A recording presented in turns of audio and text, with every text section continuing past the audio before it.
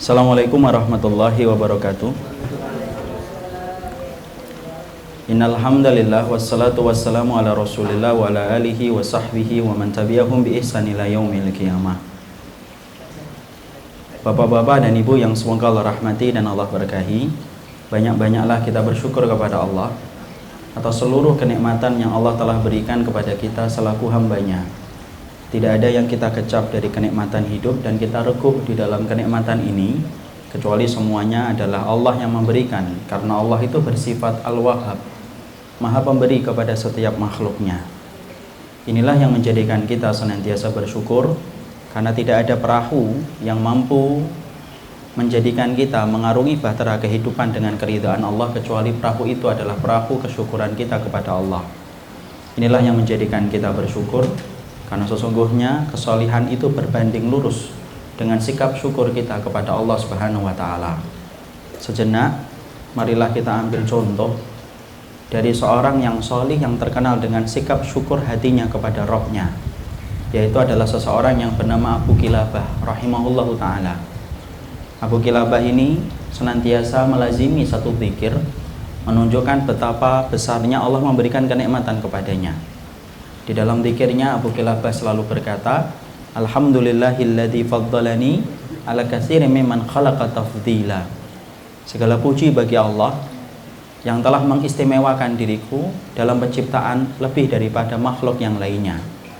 Mungkin kita berpikir bahwasanya Allah memberikan kepada Abu Kilabah ini banyak keistimewaan sampai dia melantunkan zikirnya semacam itu, menggambarkan betapa dahsyatnya Allah mengistimewakan dirinya. Tapi kita akan kaget kalau kita membaca di dalam sirah, ternyata Abu Kilabah itu adalah buta. Beliau itu buntung tangannya.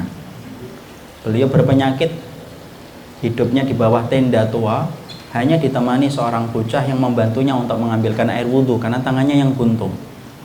Tetapi walaupun dalam kondisi buta, buntung, berpenyakit, ditinggalkan keluarganya, hidup di bawah tenda yang tua dan lusuh, ditemani cuma bocah kecil saja, tapi ternyata tidak menafikan bagaimana syukurnya Abu Kilabah kepada Allah di dalam untaian zikir yang indah. Alhamdulillahilladzi faddalani ala katsirin mimman khalaqa tafdila.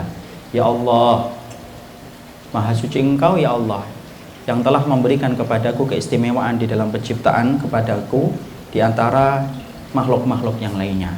Inilah yang menjadikan kita memahami, Masya Allah, Imam Ibnu Qayyim sampai berkata, kebahagiaan hidup itu 3 pintunya. 1, yaitu adalah kamu ketika ditambahkan nikmat bersyukur dengan ketaatan. 2, ketika menggores dalam lembaran kehidupanmu dengan dosa dan maksiat, cepatlah engkau bertobat kepada Allah. Dan yang ketiga, kalau Allah memberikan ujian dan musibah kepada dirimu, bersabar-sabarlah, karena sesungguhnya ujian dan musibah itu hanyalah seujung kuku di antara samudra kenikmatan yang Allah telah berikan kepada kita. Inilah pentingnya bagi kita untuk senantiasa bersyukur kepada Allah dalam setiap waktunya selaku kita hambanya Allah Subhanahu wa Ta'ala.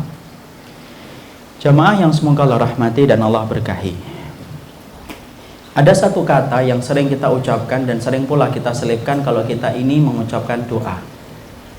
Kita ini sering mengajarkan dan sering merucapkan dengan kata ini. Apa kata yang sering kita sampaikan, sering kita selipkan di dalam doa ketika kita ini berdoa ataupun ketika kita berkata kepada sahabat kita? Kata ini adalah kata barokah. Kita ini sering sekali mengatakan kata barokah. Sering pula kita mendoakan kepada sahabat kita dan teman kita apabila mereka akan pergi ataupun mendapatkan sesuatu yang baru. Kita sering mengatakan semoga barokah ya apa yang kita peroleh dan apa yang kamu dapatkan. Saking terkenalnya kalimat ini ataupun kalimat ini di antara lisan kita, sering sekali kita ini mendapati orang-orang itu sering mengatakan kata barokah ketika mereka itu bertutur menjelaskan keadaan mereka. Saya pernah ngobrol dengan salah satu pihak security di komplek perumahan saya. Gajinya cuma 900, tetapi beban tanggung jawabnya begitu besar. Kalau ada kasus pencurian, yang pertama kali akan disalahkan adalah pihak security. Tapi gajinya cuma 900. Ketika saya bertanya kepada beliau, kenapa Pak tidak pindah saja pekerjaan, mencari gojek dan lain sebagainya? Kemudian beliau menyatakan, Masya Allah, Tidak apa-apa Ustaz, cuma gaji 900, yang penting kan barokahnya. Ternyata kemudian kalimat ini saya juga dengarkan di tempat yang lain. Ketika saya pernah membelikan beberapa bumbu untuk keluarga, karena saya punya kajian di salah satu tempat di pasar, maka ketika saya ngobrol dengan salah satu pedagang, karena saya tahu pedagang itu di pasar pengap, panas, untung yang didapatkan pun tidak seberapa sebenarnya dibandingkan dengan pengap dan panas yang dia dapatkan ketika berjualan di pasar. Saya ngobrol sembari mencairkan suasana, Bu, kenapa kok masih bisa jualan di tempat yang panas, gerah, semacam ini setiap harinya? Maka beliau pun menjawab sama dengan jawaban yang pernah saya dapatkan dari seorang security. Tidak apa-apa Mas, yang penting itu adalah barokah. Jadi di situ kemudian akhirnya kita paham, Masya Allah, ternyata masyarakat kita itu familiar betul dengan kata barokah.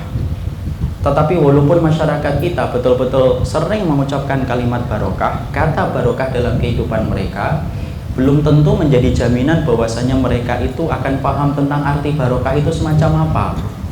Walaupun sering kita mengatakan barokah ya nak hidupmu, barokah ya bro kalau kamu kemudian akan pergi ke tempat tujuanmu, kita sering mengatakan barokah, tetapi ternyata kita belum paham arti barokah itu apa. Karena banyak di antara kita yang mengartikan barokah itu selalu melulu dengan harta, selalu melulu dengan pintu rezeki. Sehingga apabila kita mendapati ada orang yang banyak pintu rezekinya dimudahkan oleh Allah, berarti kita menganggap itu barokah. Dan siapapun yang dunianya berlimpah, lebih berlimpah dari dunia kita, berarti kemudian dia lebih barokah daripada kita. Makanya sering sekali kita mendapati ibu apabila dia punya anak, anaknya itu apabila kaya raya walaupun tidak taat sama Allah, tetapi apabila dia menjadi anak yang kaya raya, maka ibunya akan mengatakan, nak, Masya Allah ya nak, hidupmu sekarang barokah. Walaupun kemudian anaknya mungkin tidak taat sama Allah, tidak pernah datang ke masjid, mungkin sulit untuk membayarkan zakat, tapi ternyata karena ibunya melihat tumpukan hartanya begitu banyak, ibu itu berkomentar, nak, Masya Allah ya nak, hidupmu sekarang barokah. Tapi sebaliknya, kalau ada seorang ibu mendapati anaknya kurang beruntung, pintu rezekinya tidak terlalu banyak dengan pintu rezeki saudara-saudara yang lainnya, di mana dunianya tidak sebanyak dan tidak meraup sebagaimana yang lainnya, walaupun dia taat, walaupun dia ahli ibadah, maka ibu itu akan komentar, nak, hidupmu nolongso banget, kamu belum mendapatkan barokah nih, terus berusaha ya supaya kamu mendapatkan barokah. Kalau kemudian kita masih mengartikan bahwasanya barokah itu cuma harta tok, berarti selama ini kita salah, bahwasanya ternyata kita belum paham arti barokah ketika kita menyelipkan itu menjadi doa bagi sahabat kita. Karena ternyata kita tidak paham bagaimana arti barokah, walaupun kita sering menyampaikan dan sering menyelipkan di dalam doa. Kalau diartikan doa, kalau diartikan barokah itu hanyalah harta, Masya Allah, berarti kita ini wajib mengambil tisu yang banyak, nangis di pojok ruangan. Kenapa? Karena harta kita dibandingkan harta sama orang kafir, harta orang kafir itu lebih banyak daripada harta kita. Nah, kalau kemudian diartikan bahwasanya barokah itu harta, Masya Allah, berarti orang kafir, orang yang di Hollywood, orang yang di Bollywood, mereka itu lebih barokah daripada kita. Kenapa? Harta mereka lebih banyak daripada harta kita. Mereka naik pesawat pribadi, jet. Kita aja kalau kemudian naik pesawat, nyari yang promo, itu pun 3 bulan sebelumnya. Itu pun kalau kemudian menggambarkan bahwasanya itu adalah barokah, itu adalah harta yang berlimpah, Masya Allah, nangis yang banyak Pak, nangis yang banyak Bu. Karena ternyata bahwasanya hidup kita tidak barokah dibandingkan dengan orang kafir yang bergelimang harta daripada harta kita.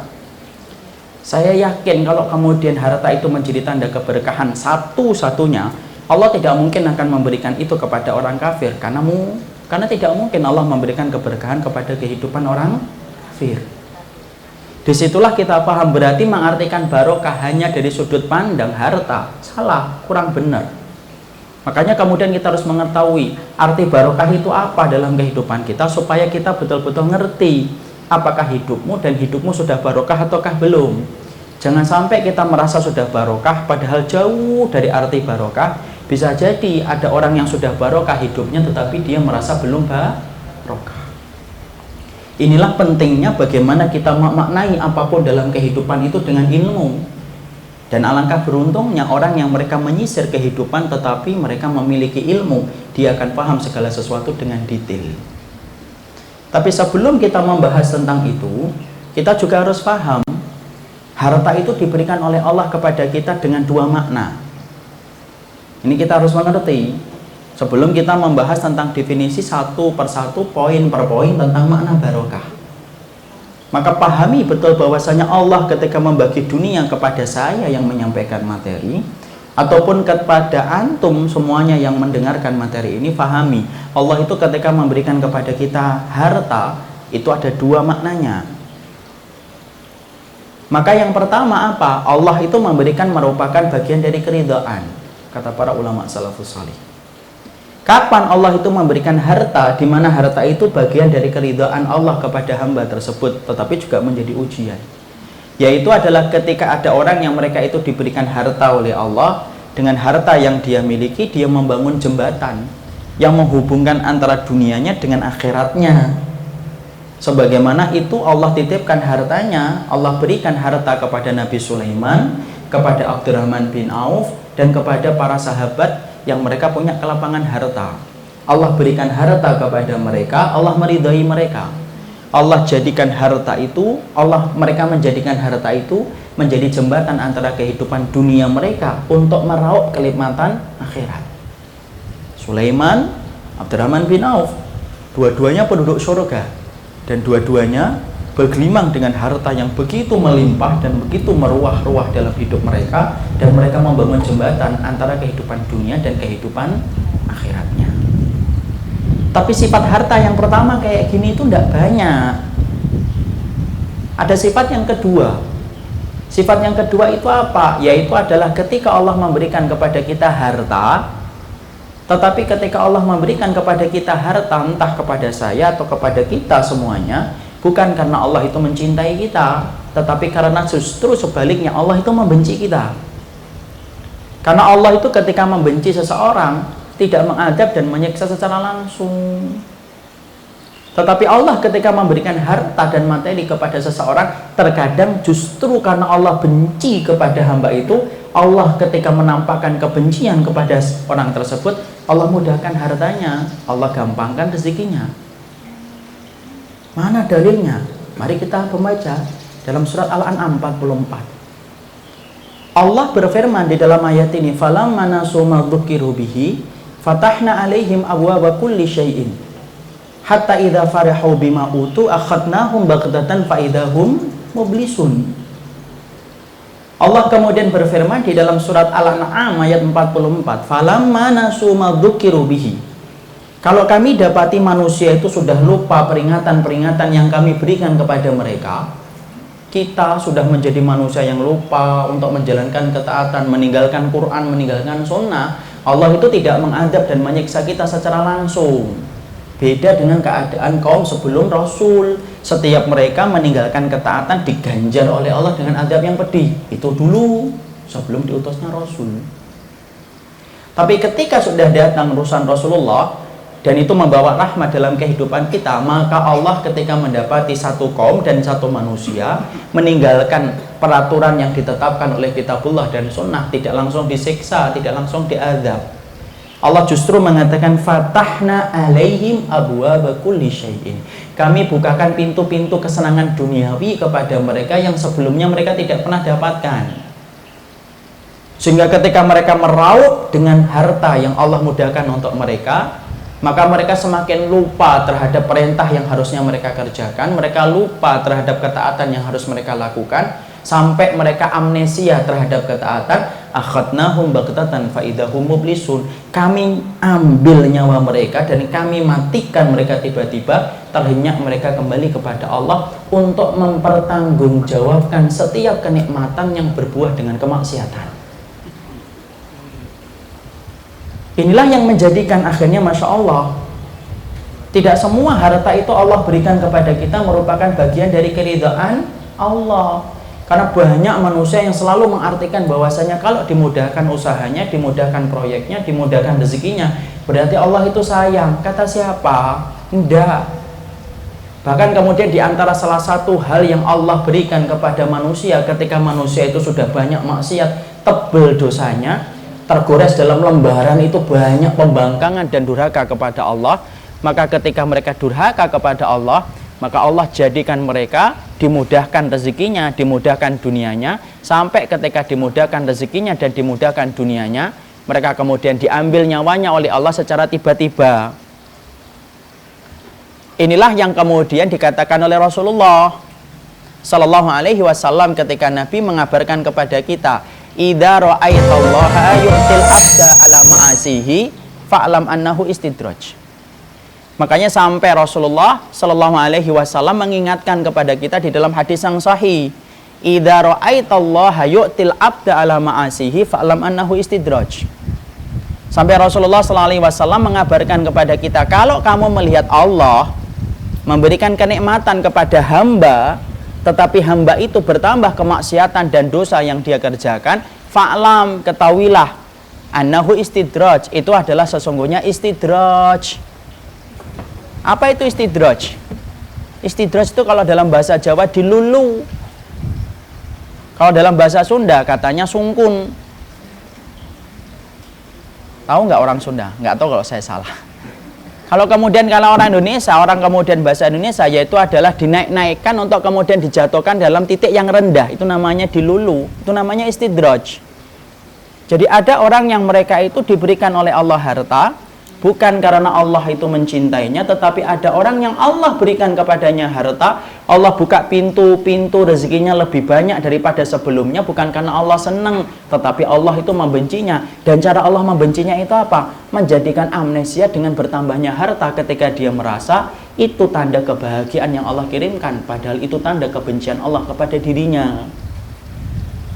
Inilah jawaban ketika kita sering memiliki pertanyaan, Ustadz, kenapa ya ada pedagang bakso yang datang ke dukun, laris baksonya, tetapi sebaliknya ada pedagang bakso yang tidak pernah datang ke dukun, senantiasa mengandalkan zikirnya untuk menambah keimanan, sholatnya 5 waktu dia kerjakan dan di masjid, tapi ternyata ketika dia jualan bakso, baksonya itu tidak laris.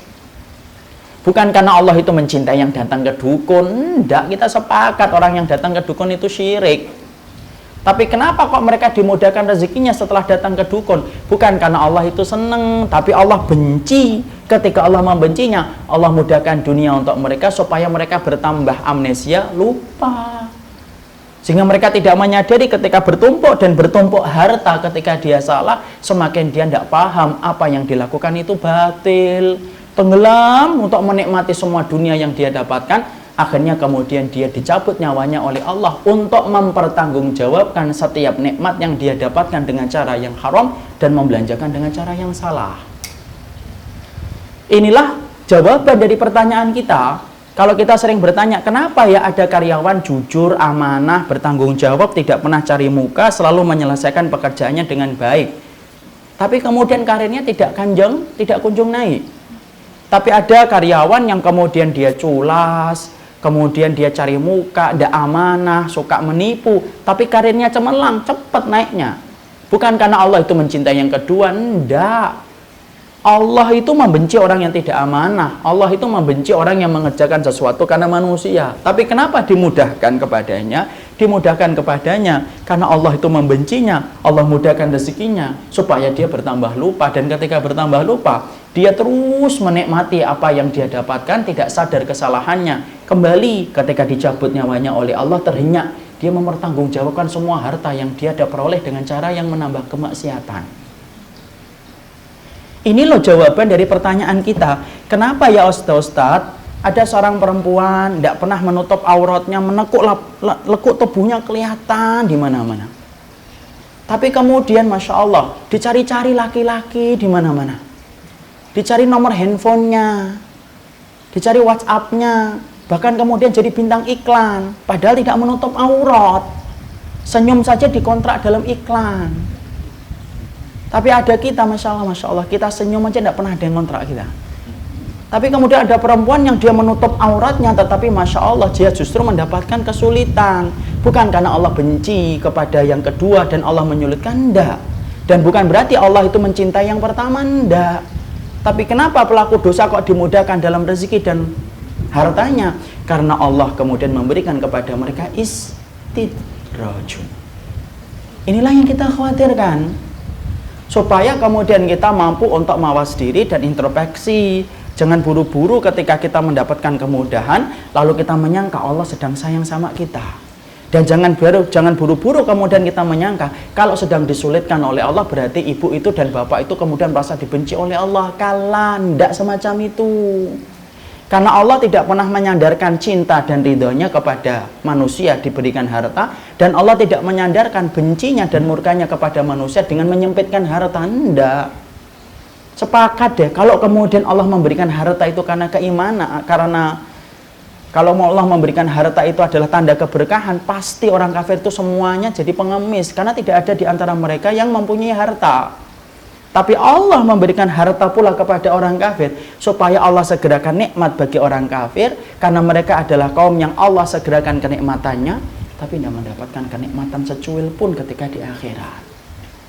Nah, inilah yang menjadikan kita akhirnya paham, oh Masya Allah, berarti barokah itu tidak maknanya hanya karena harta, tapi ada makna-makna yang besar yang lainnya. Dan inilah kewajiban untuk kita tahu apa sih makna barokah yang sebenarnya, supaya betul-betul kita mampu bercermin di kaca besar kehidupan kita, sudah barokah ataukah belum. Bahaya kalau kita sering ngomong barokah tetapi kita tidak paham barokah.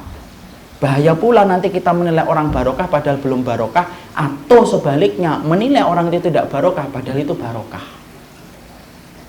Maka mari kita kemudian membahasnya, ya. Dan kita membahasnya cukup 4 saja, walaupun makna barokah yang dijelaskan oleh ahlul ilmi banyak.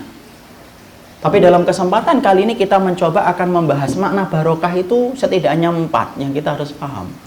Jadi masing-masing ketika kita menyampaikan atau mendapatkan arti dan makna ini nempel dalam diri kita, berarti kita barokah. Tapi kalau diri kita belum memiliki 4 sifat ini, berarti kita belum barokah. Ingat loh ya, kalau nanti kita mempelajari bukan berarti kita nilai orang lain. Berdasarkan catatan kajian saya hari Sabtu, di Cempaka Putih hidupmu belum barokah. Hidup gue yang barokah, enggak. Tapi kemudian ketika nanti kita mempelajari satu persatu poin-poin yang ada di dalam barokah, lebih banyak kita kemudian menimbang diri kita, bercermin dalam kaca besar kehidupan kita, sudah barokah ataukah belum dalam kehidupan kita. Mari dengarkan indahnya para ulama terdahulu ketika mereka menjelaskan apa itu makna barokah dalam kehidupan. Yang pertama, Imam Ibnu Rajab kemudian berkata kepada kita, apa itu yang dimaksudkan dengan barokah?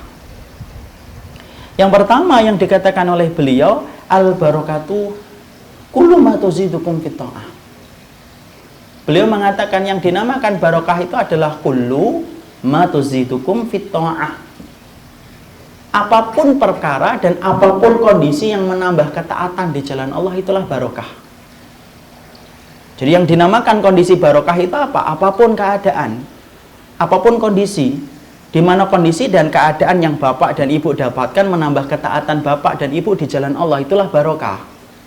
Kita kan sering menilai, oh barokah itu ustadz sehat, panjang umur, gemah remah loh jinawe, subur tanahnya. Enggak. Barokah itu tidak pernah dibatasi dengan makna-makna yang sempit. Tetapi sesungguhnya Imam Ibnu Rajab Al-Hambali lalu menyampaikan definisi barokah itu dengan makna yang luas, tidak sesempit sebagaimana kita memandang arti berbahan. Jadi beliau mengatakan segala kondisi yang menambah ketaatan kita di jalan Allah, itulah yang namanya barokah. Kita sering menyangka sehat itu barokah. Kata siapa, Pak? Belum tentu.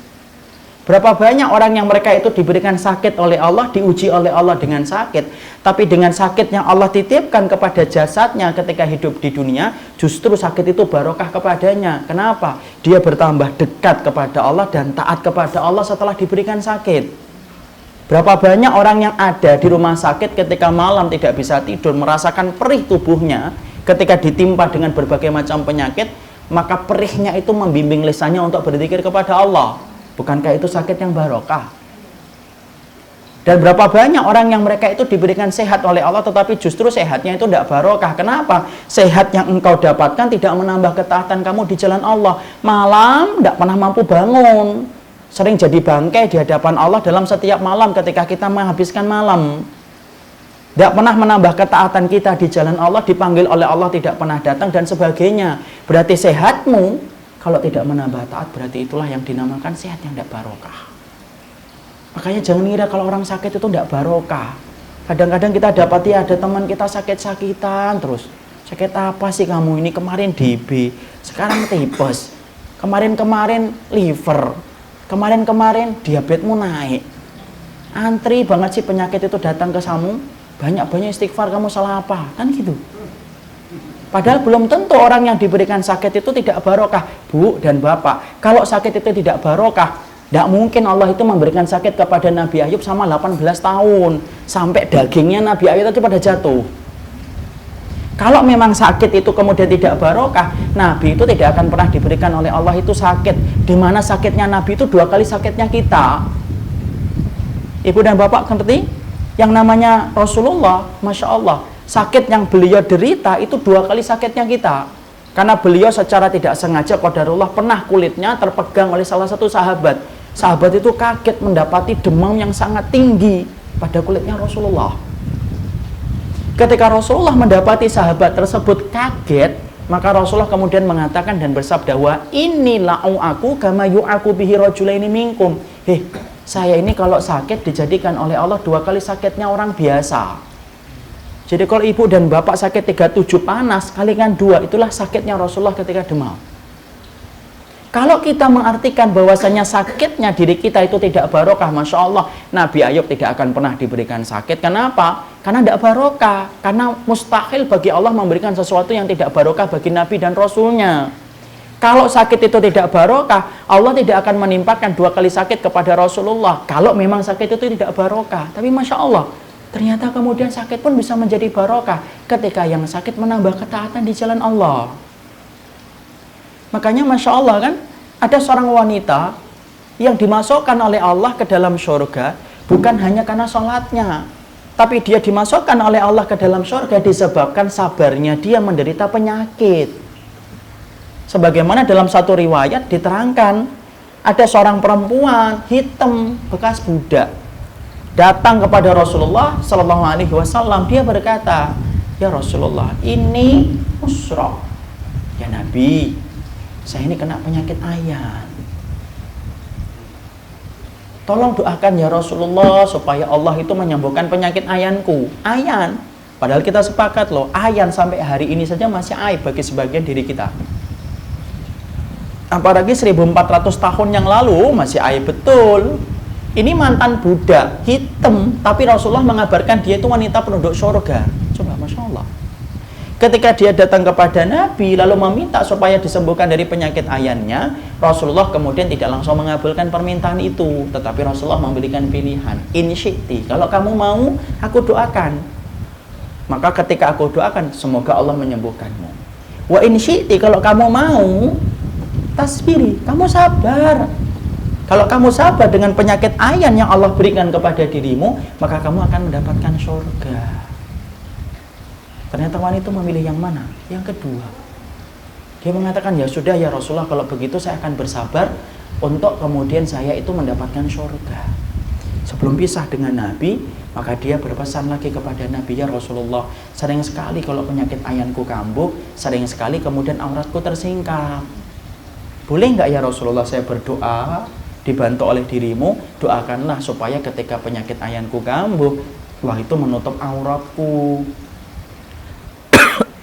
Lalu kemudian Rasulullah mengangkat tangan. Masya Allah, wanita ini masih memikirkan aurat walaupun tidak sadar, walaupun padahal kalau secara hukum fikih yang tidak sadar itu kalau membuka aurat dosa atau tidak?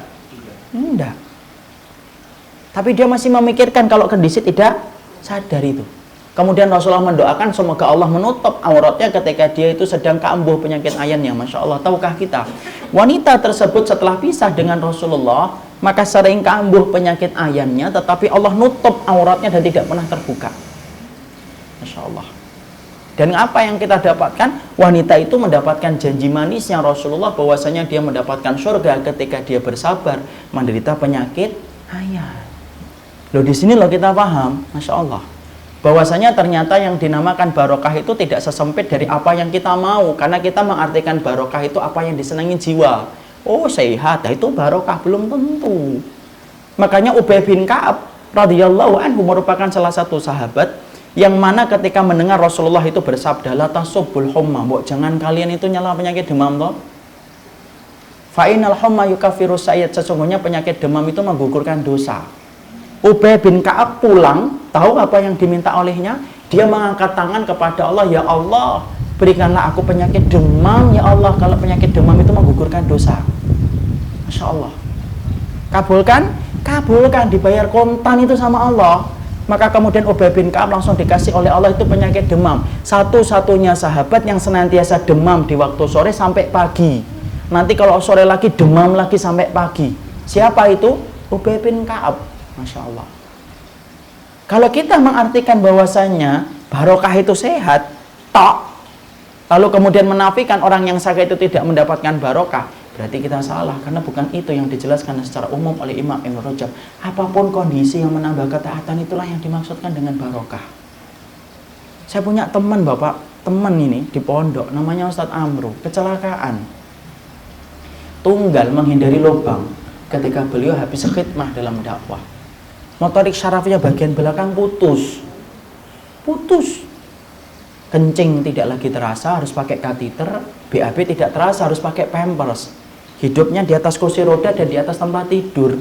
Masya Allah. Dengan kondisi semacam itu terjadi pada usia produktifnya seorang laki-laki umur 28 tahun. 5 tahun yang lalu atau 6 tahun yang lalu kecelakaannya. Tapi Masya Allah, ketika saya berkunjung, teman-teman berkunjung, tidak pernah itu ada rasa sedih, guratan kesedihan di wajahnya pun tidak. Cerita tentang detail-detail bagaimana kecelakaannya, tidak pernah menangis, tidak pernah menyesali. Bahkan dia pernah mengatakan, kalaupun Allah mencabut kakiku, setidaknya saya punya hati untuk tetap beribadah kepada Allah. Masya Allah. Padahal hidupnya harus pakai kateter dan tidak pernah lepas dari pampers. Istrinya apalagi Masya Allah. Istrinya mengganti kateter setiap waktunya dan ganti pampers. Padahal mereka belum dikarunia dengan anak. Sang suami sudah tidak lagi bisa memberikan nafkah batin loh itu. Apakah kemudian kita katakan orang yang sabar semacam itu tidak barokah? Kata siapa? Bisa jadi mereka lebih barokah daripada kesehatan yang kita peroleh, karena kesehatan kita terkadang justru malah menjauhkan kita dari ketaatan dan ibadah kita di jalan Allah. Berapa banyak Pak dan Ibu orang yang sehat tetapi lembaran hidupnya itu sepi, kosong dari ketaatan, dikit dari ibadah. Tapi berapa banyak orang yang diberikan oleh Allah ujian sakit, tapi lembaran kehidupannya itu penuh dengan catatan ibadah, goresan ketaatannya itu banyak ketika Allah memberikan kepadanya sakit. Kadang-kadang Allah berikan sakit itu supaya kita kembali ingat sama Allah. Analogi sederhananya itu gampang loh. Kalau ada tukang sumur sedang gali sumur, Bapak lemparkan itu uang 100.000, tukang gali sumur itu pasti ngambil, tidak perlu lihat ke atas. Wih 100.000, kantongin. Dilemparkan lagi 100.000, ambil lagi, kantongin. Coba yang dilempar jangan uang, yang dilempar kerikil gantian. Emang kerikil kena kepalanya, klotes gitu, langsung lihat ke atas, siapa yang berani ngelemparin ke saya.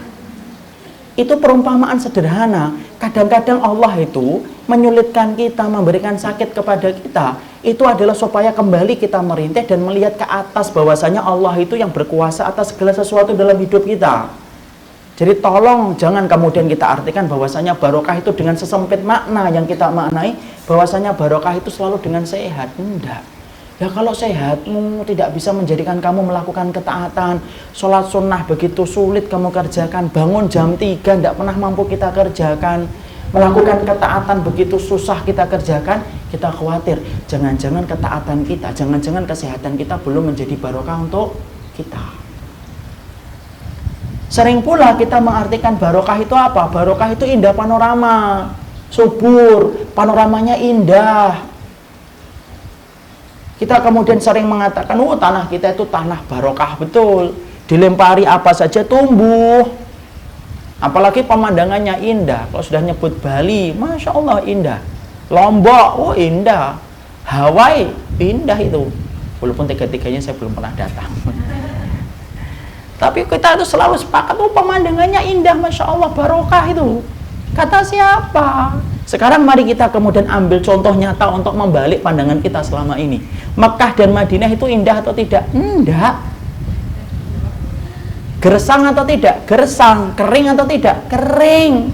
Bapak bawa biji sawo di sana dilemparkan, yang tumbuh bukan sawo, yang tumbuh korma. Kucing di sana mungkin mati, apalagi kucing Persia. Wah, tidak bisa hidup di tengah suasana yang begitu panas. Yang kita lihat di sana tidak ada pemandangan. Karena apa? Gersang, tandus. Yang paling indah di Mekah dan Madinah itu hanyalah Masjid Nabawi dan Masjidil Haram. Tapi kalau kita ditanya, mana jengkal tanah yang paling Allah cintai dan paling Allah ridhai dan paling Allah berkahi, itu pasti jawabannya bukan Bali. Pasti kita akan mengatakan Mekah itu adalah tanah yang paling Allah cintai, Madinah itu tanah yang paling Allah cintai. Makanya sampai Rasulullah mengatakan ala anqabil madinati malaikatun yahfadunaha. Sampai Nabi menerangkan keutamaan Madinah saja, Nabi menerangkan di atas atap-atap langitnya Madinah itu para malaikat itu berdesak-desakan untuk menjaga kota Madinah. Di Masjidil Haram, tanah Mekah, saking Allah ridhoi tanah Mekah disebut dengan tanah haram, di mana Dajjal di akhir zaman tidak akan pernah mampu masuk ke tanah haram. Dia hanya ngeliatin dari luar tetapi tidak mampu memasuki kota itu. Kenapa? Allah tutup kota itu kemudian dengan penjagaan malaikat, di mana Dajjal itu tidak mampu masuk ke kota itu. Sholatnya bapak dan ibu 100.000 kali lipat. Tetapi kalau kita perhatikan pemandangannya itu biasa. Cari pohon kelapa susah di sana. Tapi Masya Allah, Allah membalikkan fakta kepada kita. Tuh lihat, yang kamu pandang itu biasa, tapi ternyata itu luar biasa di hadapan Allah. Padahal kalau Allah mau menjadikan kota Mekah dan Madinah kota yang paling indah, mampu atau tidak? Mampu banget, kecil itu bagi Allah. Allah katakan kun fayakun, kota Mekah dan Madinah menjadi kota yang paling indah di seluruh dunia. Gampang itu menurut Allah. Tapi Allah jadikan semacam itu untuk menjadi pelajaran bagi kita. Apa yang kamu pandang indah itu belum tentu indah di hadapan Allah. Di situ kita ngerti kan, oh Masya Allah kan.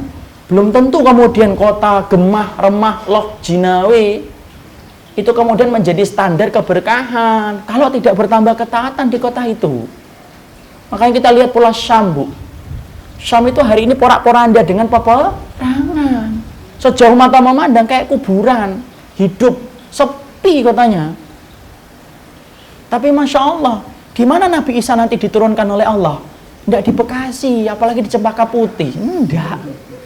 Nabi Isa itu diturunkan oleh Allah itu di kota Syam, di Manarul Baida, di Masjid Putih, Menara Putih yang ada di Damaskus, dan itu termasuk kekuasaan Syam. Syam itu Palestina, Suriah hari ini, Lebanon, Tunisia. Itulah Syam yang pada zaman Rasulullah disebut dengan kota yang dinaungi oleh Malaikatur Rahmah. Masya Allah. Jadi betul-betul di situ kita paham, oh namanya barokah itu ternyata tidak sebagaimana yang kita lihat.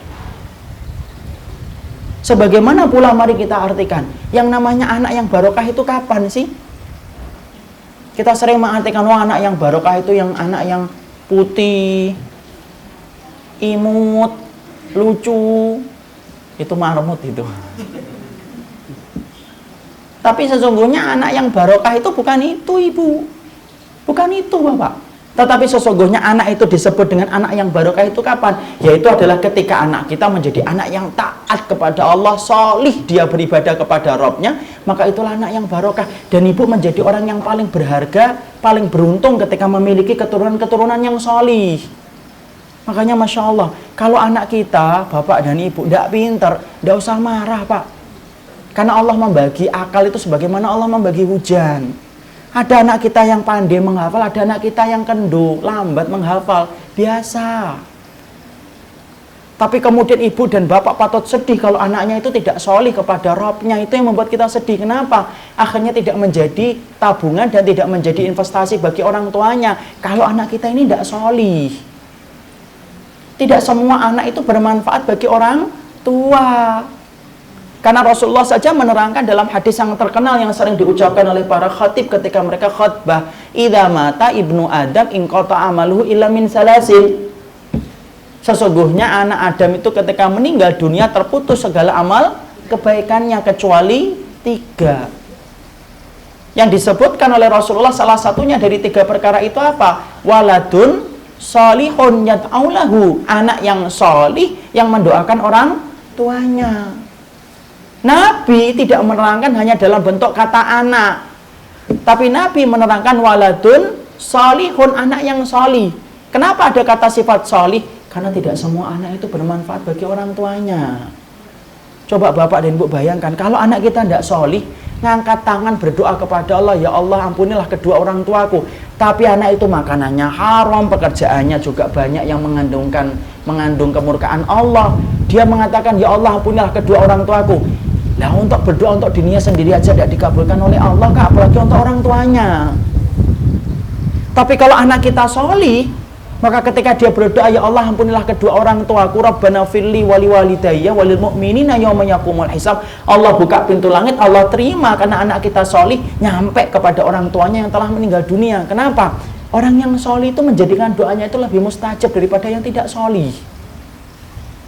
Makanya sampai kita punya anak 3, tidak ada yang sholih, Masya Allah. Sampai banyak di antara mereka yang banyak melakukan dosa. Kita patut meneteskan air mata yang banyak. Kenapa? Nanti kalau kita mati, 3-tiganya ini gimana kalau kemudian mereka itu mendoakan kita tetapi doanya ditolak oleh Allah karena mereka belum memiliki sifat kesolihan. Inilah yang menjadi tugas yang paling penting ketika orang itu sudah menikah. Itu bagaimana menciptakan anak-anak kita menjadi anak-anak yang sholih. Saking berharganya anak yang sholih, Masya Allah.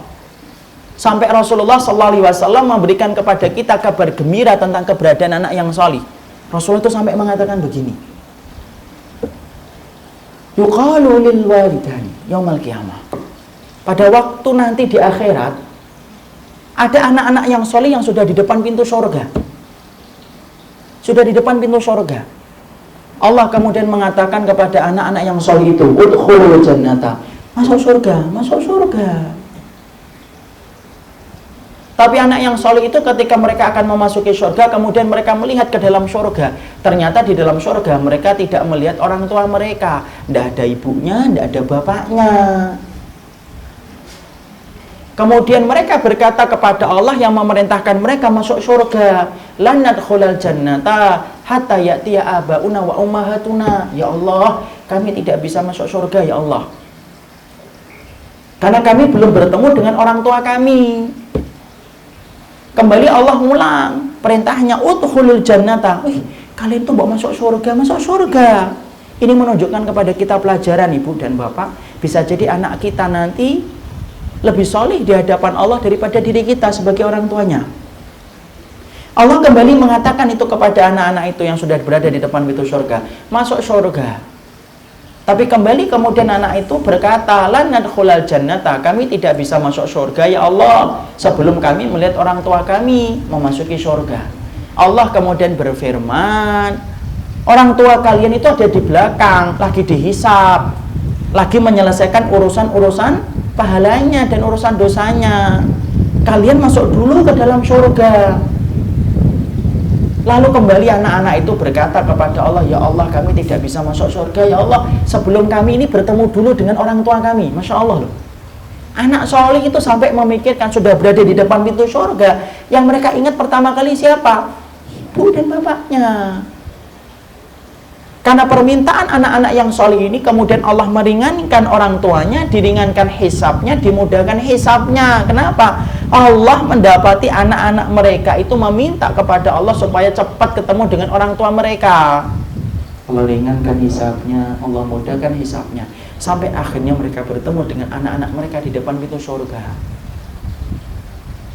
Ketika sudah bertemu dengan anak-anak mereka, orang tua mereka di depan pintu surga, mereka bareng-bareng. Ketika kemudian begitu, Allah kemudian berfirman, udkhulul jannata antum wa abakum. Nih orang tua kalian, sekarang kalian bareng-bareng masuk surga bersama orang tua kalian.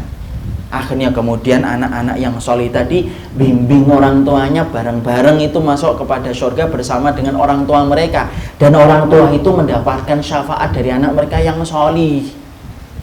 Coba, syafaat dari anak yang sholih.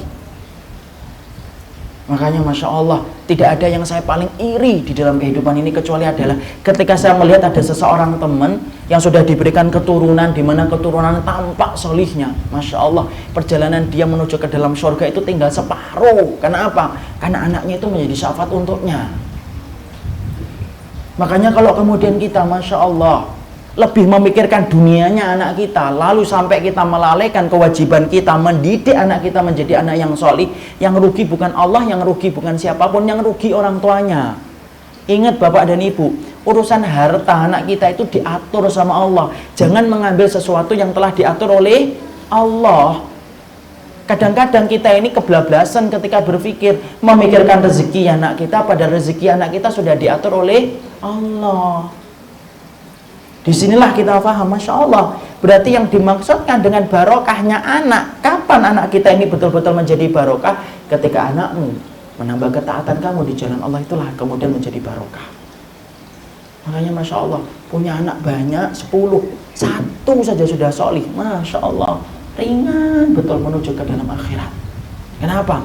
Dibantu dengan keberadaan anak-anak mereka yang solih. Sama pula, kalau kita bertanya, harta kita ini barokah atau tidak? Gampang. Kalau kita bertanya bahwasanya harta kita ini barokah atau tidak, ya perhatikan saja, apakah hartamu yang kamu peroleh dan apa yang kamu dapatkan menambah taat atau enggak. Karena yang salah bukan hartanya, yang benar bukan miskinnya, enggak. Yang salah dan benar itu sikap kamu setelah mendapatkan harta. Banyak orang yang mereka diberikan harta tetapi dia bertambah taat setelah Allah melimpahkan kepadanya harta, maka sesungguhnya harta itu Allah berikan menjadi barokah ketika menambah ketaatan. Karena orang mukmin itu ngerti merubah kenikmatan menjadi ketaatan di jalan Allah. Karena setiap kenikmatan hidup yang tidak menambah ketaatan di jalan Allah maka akan berubah menjadi musibah. Itulah yang dikatakan oleh para salaf ketika mereka mengatakan kullu nikmatin la tuqarribu minallahi fahiya baliyatun. Setiap kenikmatan yang tidak menambah ketaatan, maka kenikmatan itu akan berubah menjadi musibah. Makanya Umar bin Khattab, Masya Allah, Umar bin Khattab itu kalau dia mendapatkan harta, kalau beliau itu mendapatkan harta, maka beliau selalu tulisi harta-harta yang beliau miliki dengan tulisin mahbusun fisabilillah. Mahbusun fisabilillah itu artinya apa? Tertawan dan tergunakan hanya untuk di jalan Allah. Dia punya kuda, ditulisi mahbusun fisabilillah. Dia punya pedang, ditulisi mahbusun fisabilillah. Dia punya keledai, ditulisi mahbusun fisabilillah. Ditanyakan kepada Umar bin Khattab, kenapa sih selalu barang-barang yang kamu miliki kamu tulisi dengan kata mahbusun fisabilillah? Maka Umar bin Khattab berkata, iya, aku tulisi dengan mahbusun fisabilillah supaya mengingatkan aku, pedangku, kudaku, keledaiku hanya aku pakai untuk menambah ketaatanku di jalan Allah. Masya Allah. Kaya, tetapi kemudian menambah ketaatan, berarti kekayaan itu menambah ketaatan di jalan Allah. Ada orang yang miskin, kadang-kadang tidak bisa kita langsung katakan tidak barokah hidupmu, karena banyak orang yang soleh yang mereka itu tidak diberikan oleh Allah kemampuan untuk nyari harta. Ingat loh, tidak semua orang yang soleh mereka diberikan kemampuan untuk mendapatkan harta. Banyak orang yang soleh tetapi tidak punya kepandaian untuk mendapatkan harta, tapi dia soleh. Jualan habatus sauda rugi, jualan madu pecah botolnya, jualan buku, wah ibu-ibu kalau udah nawar tidak kebangetan. Kadang-kadang mereka tidak pinter, jual dagang itu tidak pinter, tapi soli. Tapi kalau mereka itu soli, taat kepada Rabbnya, walaupun mereka tidak bergelimang harta, pastikan bahwasanya kemiskinan yang dia dapatkan, kefakiran yang Allah berikan kepadanya itu bukan berarti menghilangkan keberkahan. Bisa jadi yang miskin barokah, bisa jadi yang kaya itu barokah, tidak barokah. Atau sebaliknya bisa jadi yang kaya itu barokah, yang miskin tidak barokah. Kadang-kadang kan kita lihat kan, sudah fakir, sudah miskin, diajak taat susah. Kita kadang-kadang ngelewatin, maaf, rumah-rumah bedeng, ketika adzan berkumandang, tidak ada yang beranjak ke masjid. Ketika keluar pakai daster yang kemudian Masya Allah auratnya kelihatan semuanya. Maka bisa jadi hal semacam itu kita nggak bisa menyalahkan harta. Kalau hartamu menambah ketaatan kamu di jalan Allah, Allah tambahkan mobilmu, Allah tambahkan meter rumahmu dan bertambah ketaatan kamu, berarti Allah menginginkan kebaikan untukmu. Allah mudahkan dunianya supaya Allah menjadikan dirimu bertambah taat. Tapi kalau ada orang yang diberikan oleh Allah harta, tapi harta yang dia peroleh dan dia dapatkan tidak menambah ketaatan di jalan Allah, ingat loh, semua harta yang tidak menambah ketaatan kamu akan menjadi objek sebuah ayat yang dikatakan oleh Allah, summa latus'alunna yauma idzin anin na'im. Sesungguhnya kamu akan ditanya tentang segala nikmat yang pernah kamu reguk dan pernah kamu nikmatin.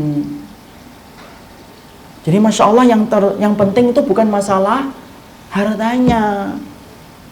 Kita lihat nih, banyak orang yang solih tetapi mereka kemudian gampang mendermakan hartanya di jalan Allah, selalu tidak pernah jauh dari masjid, selalu kemudian menghadiri majelis ilmu. Kita husnul dan harta yang dia peroleh menambah ketaatan. Tapi kalau ada orang yang diberikan oleh Allah kemudian harta tapi tidak menambah ketaatan mereka di jalan Allah, saya khawatir jangan-jangan harta itu diberikan Allah kepada dirimu tetapi hanya menjadi istidraj. Makanya saya masih ingat sekali dulu ketika beli motor second, Pak dan Ibu. Udah lama banget. Kemudian saya bergegas nelpon bapak. Masih tahu Pak, saya sudah bisa membeli mobil second, motor second. Masih kuliah. Bapak itu responnya biasa banget dan berkata, nak, ingat ya, yang namanya motor kalau sudah ditambahkan oleh Allah bisa menjadi nikmat, bisa menjadi istidraj. Saat itu saya diem aja di ujung telepon. Kapan jadi nikmat dan kapan jadi istidraj? Kalau kemudian roda-roda motor mau membawa ketaatan lebih, berarti nikmat, Allah memudahkan bagimu karena kamu sudah berusaha untuk melakukan ketaatan. Tapi ternyata kalau roda-roda motormu tidak menambah ketaatan kamu di jalan Allah, pastikan motor itu istidraj, Allah kasihkan kepadamu supaya kamu bertambah dosa dan tidak bertambah ketaatan. Masya Allah, bekas itu. Dan itulah yang saya baca bahwasanya betul apa yang dikatakan oleh Imam Ibn Rajab. Sesungguhnya yang dinamakan barokah itu apa? Barokah itu segala kondisi yang menambah ketaatan kita di jalan Allah.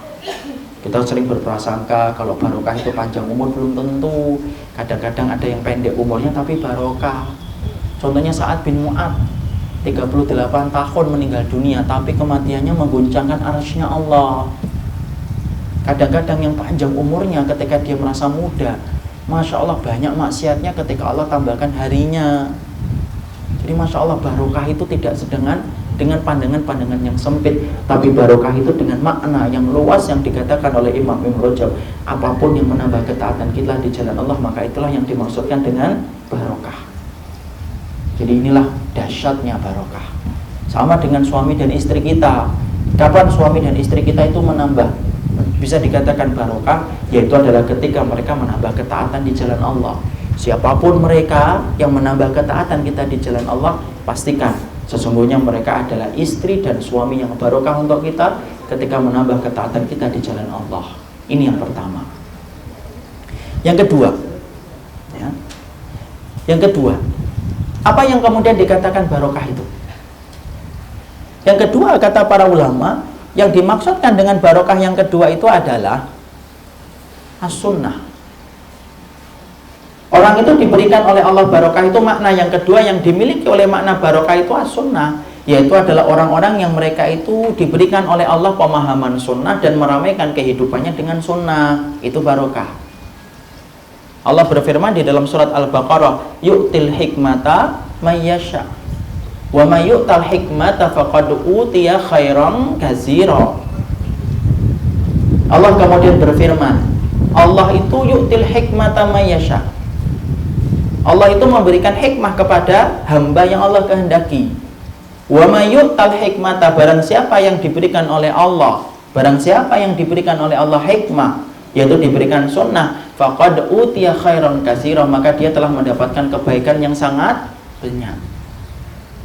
Allah menerangkan, di mana kemudian para ulama, salah satunya Abu Malik rahimahullahu taala menjelaskan, orang yang diberikan oleh Allah kebaikan yang banyak, orang yang diberikan oleh Allah dengan barokah itu adalah orang-orang yang mereka itu diberikan oleh Allah sunnah dalam hidup mereka. Sunnah itu apa? Yaitu tata cara hidup mereka meniru dan mencontoh sebagaimana tata cara hidupnya Rasulullah. Siapapun mereka dalam hidupnya, apabila kemudian dalam hidup mereka selalu bertambah ketaatan mereka dengan mengamalkan sunnah, sesungguhnya sunnah itulah yang disebut dengan barokah dalam hidup kita. Makanya sampai kemudian Allah berfirman di akhir surat Al-Kautsar, inna syani'aka wal abtar. Yang membencimu wahai Muhammad sesungguhnya mereka itu abtar, terputus barokahnya.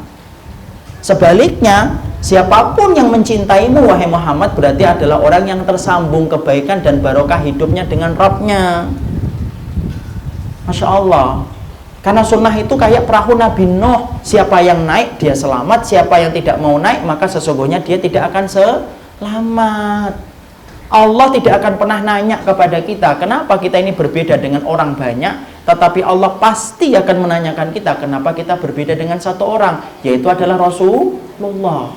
Inilah sunnah. Karena sunnah itu jalan keselamatan dan jalan menuju kepada surganya Allah. Inilah yang menjadikan kita, kalau sudah menetapkan kita bahwasanya kita telah mengakui Rasulullah menjadi Nabi dan Rasul dalam kehidupan kita, pastikan kalau kamu menetapkan Nabi Muhammad menjadi Nabi dan Rasulmu, konsekuensi logisnya adalah kamu mengikuti Rasulullah dalam seluruh kehidupannya. Tidak boleh dipilih-pilih, karena sunnahnya Rasulullah itu bukan prasmanan yang cocok diambil, yang cocok ditinggal. Kayak kita tadi loh, ada nasi bakar, teri, ada ayam, ada tongkol. Anak sudah bosan dengan ayam, tongkol, gunain makan tongkol, ngambilnya teri, itu prasmanan. Bapak dan ibu silakan ambil sesuai dengan yang kemudian ibu selera dan bapak selera. Tapi sunnah itu bukan prasmanan. Dia itu konsekuensi. Ketika kita sudah mengakui bahwasanya Nabi dan Rasul itu merupakan adalah Rasulullah, konsekuensi logisnya adalah kamu mengikuti sunnah yang ditinggalkan oleh Rasulullah. Itulah acara kita untuk mencintai Nabi. Mencintai Rasulullah itu tidak perlu bagi kita untuk kemudian mengatakan cinta kepada Rasulullah setiap waktunya. Tetapi yang paling penting di dalam kita mencintai Rasulullah, bagaimana kehidupan kita mengikuti kehidupan orang yang kita cintai, yaitu adalah Rasulullah Sallallahu Alaihi Wasallam. Barokah hidup itu ketika sudah mengenal Rasulullah dan telah mencontoh kehidupan Rasulullah dalam kehidupan kita. Sunnah itu ngatur semuanya, Pak. Ngatur semuanya dalam kehidupan kita. Semuanya diatur oleh Allah di dalam sunnahnya sebagaimana yang dicontohkan oleh Rasulullah.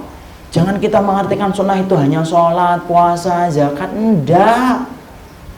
Semua kehidupan kita ini diatur oleh sunnah. Tidak ada yang tertinggal. Kecuali yang kecil dan besar, semua itu ada aturan sunnahnya. Karena banyak di antara kita itu kalau kemudian mengartikan sunnah, oh sunnah itu hanya sholat, puasa, zakat, salah. Kalau kemudian kita artikan sunnahnya Nabi hanya puasa, sholat, zakat, ditutup dengan zikir dan ditutup dengan haji dan umrah, berarti Nabi itu tinggal di dunia itu sebentar saja. Kenapa? Karena semua masalah yang tadi kita sebutkan, sholat, puasa, zakat, haji, itu bisa diajarkan dalam waktu sesingkat-singkatnya, 2 tahun, 3 tahun selesai. Tapi disitulah kita paham, Masya Allah, Allah hidupkan Nabi selama 63 tahun supaya kita paham sunnah itu ngatur seluruh detail kehidupan kita. Cara sampai kemudian kita kencing diatur. Bapak ketika kencing itu tidak boleh memegang kemaluan dengan tangan kanan, tangan kiri diatur.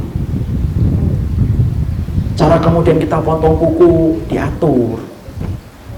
Semuanya ada aturannya dan Allah detailkan itu di dalam aturan sunnah. Karena apa? Inilah jalan kehidupan dan jalan keselamatan bagi seorang mukmin.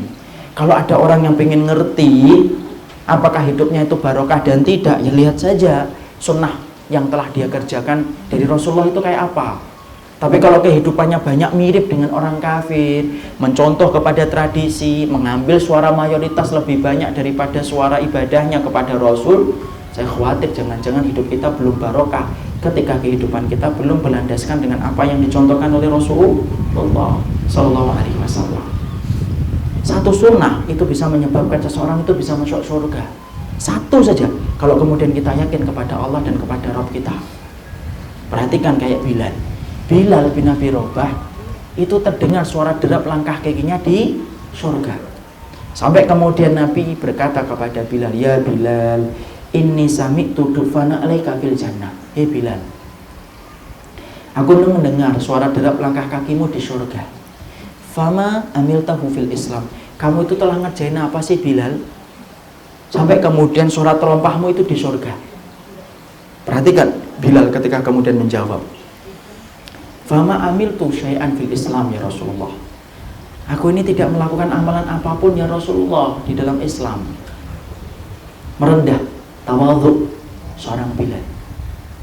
Lalu kemudian akhirnya Bilal mengatakan, illa, kecuali satu ya Rasulullah. Tidaklah saya melewati siang dan malam kalau saya berhadas, kemudian saya wudhu.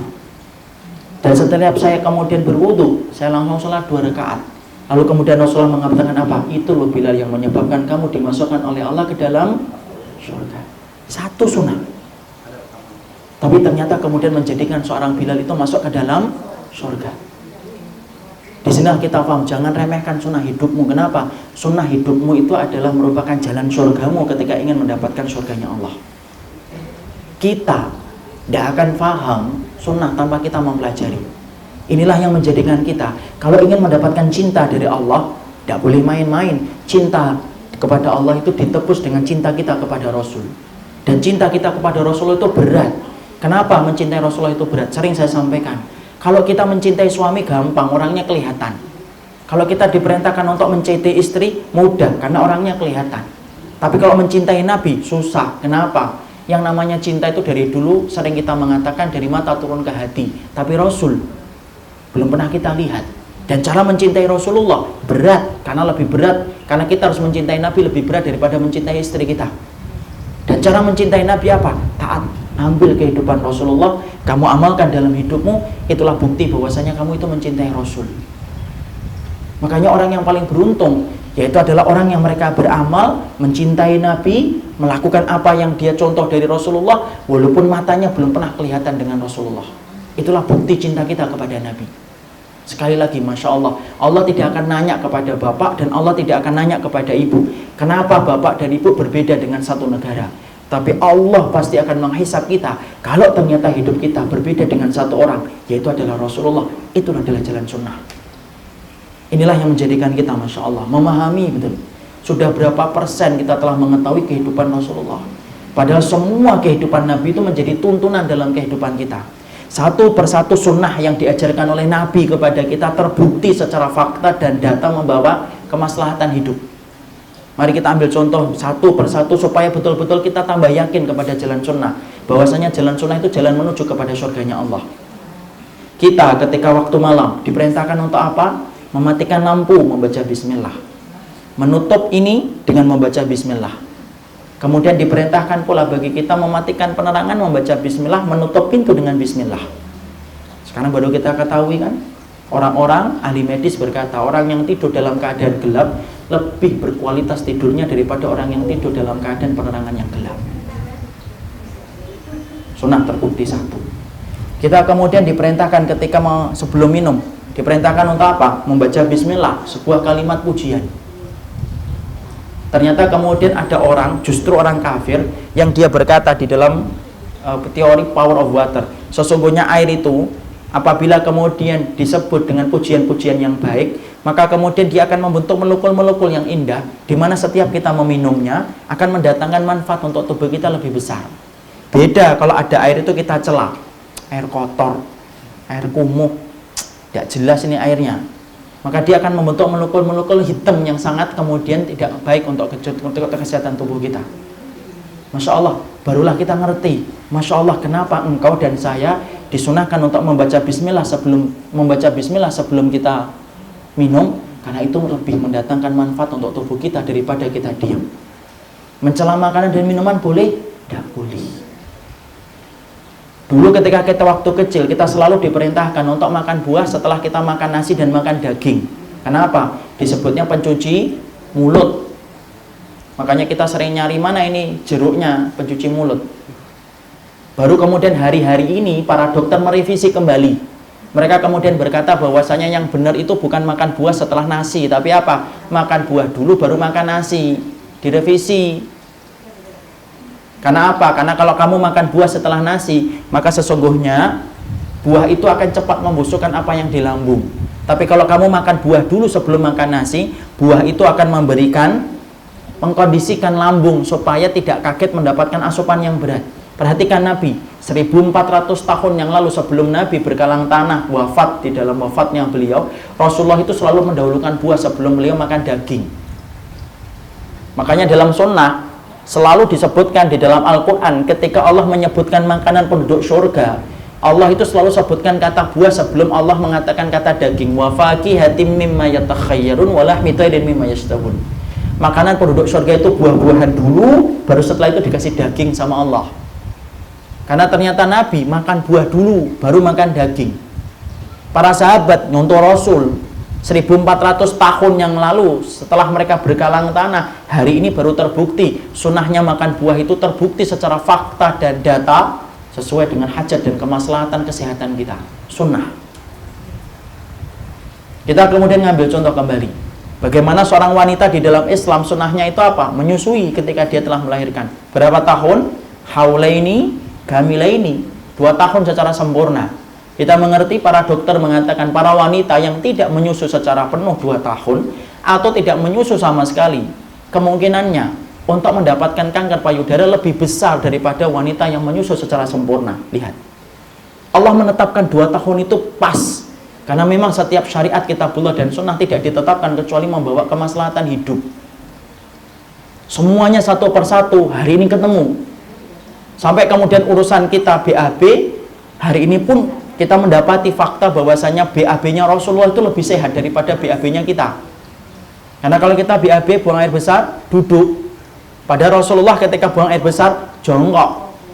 Makanya hari ini di daratan Eropa, sekarang tiap-tiap toilet mereka dipasangi alat untuk kemudian menjadi apa ini? Tatakan untuk kaki. Supaya kemudian kita terasa kayak jongkok ketika buang air besar. Kenapa? Karena itu akan menekan usus untuk menuntaskan kotoran untuk keluar. Daripada orang yang mereka buang air besar dalam keadaan duduk. Makanya bapak dan ibu kalau sampai lama setengah jam tidak selesai-selesai,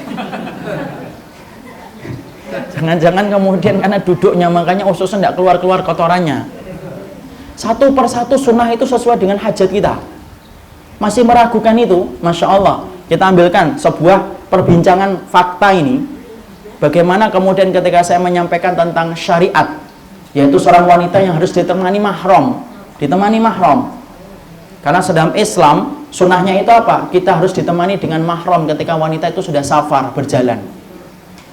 Ya, satu waktu ketika saya habis ngisi kajian di salah satu masjid di Bekasi, ada salah satu orang yang preman itu nyampaikan kepada anak ketika dia sudah taubat, dia berkata, Ustadz, wanita itu kenapa harus ditemani dengan mahram? Ini yang nyampaikan adalah orang yang pernah bergelut dalam dunia preman. Dia berkata kepada anak, karena masalahnya Masya Allah, kalau wanita berjalan sendirian, setiap laki-laki yang nggak punya niat jahat itu punya niat jahat ketika dia mendapati wanita itu berjalan sendirian. Beda kalau ada setiap laki-laki dia melihat seorang wanita jalan disertai dengan laki-laki di sampingnya ataupun mahramnya, maka itu yang akan meredam niat jahat yang dimiliki oleh setiap laki-laki. Yang mengatakan itu bekas preman loh. Saya baru Masya Allah, ternyata satu persatu setelah para sahabat berkalang tanah, kemudian Allah itu memberitakan kepada kita satu persatu sunnah itu benar adanya. Sampai urusan ketika kita dijilat oleh anjing, kenapa harus 7 kali? Kenapa harus ada tanah? Buka Pak di Google, cari. Kenapa membersihkan air liur itu harus ada anjing? Penelitian membuktikan bahwasannya virus dan bakteri yang ada di liur anjing itu tidak bisa hilang, kecuali salah satunya bersentuhan dengan media tanah. Jadi Masya Allah, disinilah kita memahami sunnah itu adalah hajah kita, kebutuhan kita kepada Rabb kita. Dan sesungguhnya kamu akan dinilai dengan sunnahmu, dinilai dengan barokahmu ketika engkau senantiasa mengamalkan sunnah dalam kehidupanmu. Itulah barokah. Makanya Allah berfirman dalam surat Al-Baqarah, yu'til hikmata mayyasha wa may yu'tal hikmata faqad utiya khairan katsiran. Allah memberikan sunnah kepada hamba yang Allah kehendaki. Dan siapapun mereka yang telah diberikan sunnah oleh Allah, maka mereka diberikan oleh Allah banyak kebaikan. Itu yang kedua. Yang ketiga, apa yang kemudian dimaksudkan dengan barokah? Yang kedua yang dimaksudkan dengan barokah itu adalah istiqamah. Orang-orang yang mereka itu diberikan oleh Allah sikap istiqamah di dalam hidup hingga meninggal dunia. Imam Ibn Taimiyah berkata, a'zamul karamati luzumul istiqamati. Pertolongan Allah yang paling besar dalam kehidupan seseorang itu ketika orang diberikan sikap istiqamah. Istiqamah itu susah, Pak. Sulit. Kenapa kita katakan susah dan sulit? Berapa banyak orang yang bertabur dengan keimanan dan ketakwaan di awal hidupnya, belum menjadi jaminan bahwasanya dia itu akan meninggal dalam keadaan beriman. Siapa yang menggaransi iman kita? Siapa yang memberi ketakwaan kita? Tidak ada yang memberikan garansi kepada ketakwaan dan iman kita. Berapa banyak orang yang dulunya solih, belum tentu hari ini solih. Berapa banyak orang yang dulunya taat kepada Allah, yang sering ngajak kita ngaji, belum tentu hari ini ngaji sama-sama kita. Karena apa? Yang paling susah di dalam beribadah kepada Allah itu sikap istiqomah. Mari kita ambil contoh satu persatu secara singkat. Orang-orang di dalam lembaran sejarah yang asalnya taat kepada Allah tetapi meninggalnya itu minus iman, artinya murtad. Bal'am bin Bawra pada zaman Nabi Musa alaihi salam. Orang yang terkenal sebagai orang yang solih, yang mana kemudian dikatakan oleh Malik bin Dinar, kana mujabud da'wah fi syada'id. Sesungguhnya doanya Bal'am bin Bawra itu selalu didengarkan oleh Allah ketika sudah mengangkat tangan. Bal'am bin Bawra, orang yang kemudian dikatakan Fudail bin Iyad, alim min ulama'il Yahud, salah satu orang yang alim di antara orang Yahudi. Tapi ketika Allah turunkan surat Al-A'raf 175, watlu alaihim naba'al ladzi atainahu ayatina fansalakha minha fa'atba'ahu syaitan fakana minal ghabin. Hei Muhammad, bacakan itu tentang kisah orang yang kami berikan ayat kepada hidupnya, lalu kemudian terpleset dia dari apa yang telah kami berikan, ngikutin setan sampai dia tersesat hingga matinya. Itu siapa? Bal'am bin Bawra. Bal'am bin Bawra setelah beriman, doanya mustajab, menjadi orang yang alim. Tahukah kita? Murtad, memusuhi Musa alaihi salam, dan matinya bukan orang yang beriman, tetapi matinya sebagai orang yang murtad. Asalnya beriman, tapi belum tentu menjadi orang yang beriman ketika meninggal dunia. Pada zaman Rasulullah ada dua, ada Rajul Unfuah, sahabat, solih, baik, taat, tapi ternyata murtad, ngikutin nabi palsu yang bernama Musailamah Al-Kadzab. Tahu kita Musailamah Al-Kadzab? Seorang nabi palsu yang pernah menjadi fitnah besar pada zaman Umar bin Khattab, pada zaman Abu Bakar radhiyallahu anhu. Dipilih oleh Abu Bakar Rajul Unfuah, supaya Rajul Unfuah ini mendakwai Musailamah Al-Kadzab supaya sadar dari dakwah palsunya. Rajul Unfuah mendatangi Musailamah Al-Kadzab, bukan dia mendakwai sunnah supaya Musailamah Al-Kadzab itu tobat, tapi justru dia tergoda dengan tawaran harta yang ditawarkan oleh Musailamah Al-Kadzab. Kamu tinggalkan Abu Bakar, kamu tinggalkan itu Muhammad ajarannya, kamu ikuti aku, menjadi pengikutku, aku berikan kepadamu harta-harta yang berlimpah yang tidak pernah diberikan oleh sahabat-sahabatmu. Masya Allah, hati buta kalau sudah berhadapan dengan harta. Maka kemudian Rajul Unfuah kemudian akhirnya murtad, dia tinggalkan Abu Bakar. Maka kemudian akhirnya dalam peperangan, ketika Abu Bakar akhirnya betul-betul memerangi nabi palsu, meninggal Musailamah Al-Kadzab, mati. Dan di antara rombongan orang yang mati siapa? Rajul Unfuah, sahabat Nabi yang murtad ketika diutus untuk mendakwai nabi palsu Musailamah Al-Kadzab. Yang kemudian menarik adalah apa? Abu Hurairah. Ketika Abu Hurairah kemudian melihat Rajul Unfuah itu meninggal dunia, maka beliau teringat tentang satu hadis yang pernah disampaikan oleh Rasulullah. Rasulullah pernah berkata, ada di antara sahabatku yang nanti mati menjadi murtad, maka gigi gerahamnya dijadikan oleh Allah bagaikan gunung Uhud. Itu hanya baru gigi gerahamnya. Bapak dan Ibu harus paham, kalau penduduk surga sampai dijadikan besar oleh Allah, bukan karena Allah memberikan kekuatan, salah. Kalau sampai penduduk neraka dijadikan besar oleh Allah, semakin besar dia itu dibesarkan fisiknya, itu semakin besar Allah menimpakan sakit kepada dirinya. Kalau kemudian punggungnya cuma segini, yang sakit cuma segini, tapi ada orang yang punggungnya itu antara langit, antara kemudian timur dan barat, maka sejauh itu dia akan merasakan sakit. Makanya Abu Hurairah sedih. Kenapa sedih? Karena Rajul Unfuah adalah sahabat yang murtad. Itu dulu temannya, tapi kemudian lega. Kenapa lega? Karena ternyata yang murtad di antara sahabatnya Nabi bukan beliau, padahal sahabat Rasul. Ada lagi seorang sahabat Nabi, namanya Ubaidillah bin Jahsy, menyelamatkan ke Habasyah untuk menyelamatkan iman. Tapi Masya Allah, di sana tidak mampu untuk membentengi diri dari orang Nasara. Lalu kemudian akhirnya apa? Murtad, berpindah kepada agama Nasara. Padahal dia pergi ke Habasyah untuk menyelamatkan iman. Itu susahnya istiqamah. Imam Qurtubi menerangkan tentang sebuah kisah nyata muadzin pada zaman beliau. Dalam kitabnya At-Tadhkirah, ada seorang laki-laki yang solih. yang senantiasa adzan. Adzan di mana adzannya itu tepat waktu dan selalu menjadi orang yang tepat waktu ketika sholat. Sampai satu waktu Allah menggulirkan tentang sebuah peristiwa yang menguji imannya dan dia gagal. Yaitu ketika dia naik ke tempat yang tinggi, ketika sedang naik ke tempat yang tinggi, maka kemudian dia melihat seorang wanita cantik mempesona hatinya. Kalau dulu orang adzan beda dengan orang sekarang. Orang sekarang itu kalau adzan, mereka itu kalau adzan cukup di belakang mik pengarah suara. Suara mereka melangkau, menjangkau sampai tempat yang jauh. Tapi kalau orang dulu ketika mereka itu kemudian mau adzan harus naik ke tempat yang tinggi. Tempat yang tinggi. Maka ketika dia naik ke tempat yang tinggi, dia melihat seorang wanita tadi yang cantik mempesona hatinya. Maka kemudian dia turun, dia sholat. Setelah kemudian dia sholat, dia bergegas temui wanita tersebut. Dia nyatakan rasa cintanya dan sayangnya kepada wanita itu. Tapi apalah daya, wanita itu berkata kepada laki-laki muadzin itu, kami tidak bisa nerima dirimu. Kenapa? Karena kamu adalah orang muslim dan kami adalah Nasara. Mungkin kita akan mengira muadzin yang soleh itu akan menolak mentah-mentah karena akidahnya adalah akidah kafir. Tapi enggak. Ternyata laki-laki itu tidur ke rumah membayangkan indahnya wanita itu. Pagi harinya dia kemudian pergi menemui wanita itu dan berkata, aku murtad dari agamaku. Terima lamaranku, keinginanku untuk menikah dengan dirimu. Masya Allah, diterima nikah. Ketika nikah, satu persatu tamu pulang. Kemudian dia pergi ke kamar yang telah dipersiapkan untuk pengantin. Sebelum dia mencampuri perempuan yang tadi, maka atap rumahnya ada yang rusak. Naik dia ke atas untuk memperbaiki dulu atapnya. Tapi apalah daya, Masya Allah, ketika dia kemudian naik ke atas, jatuh.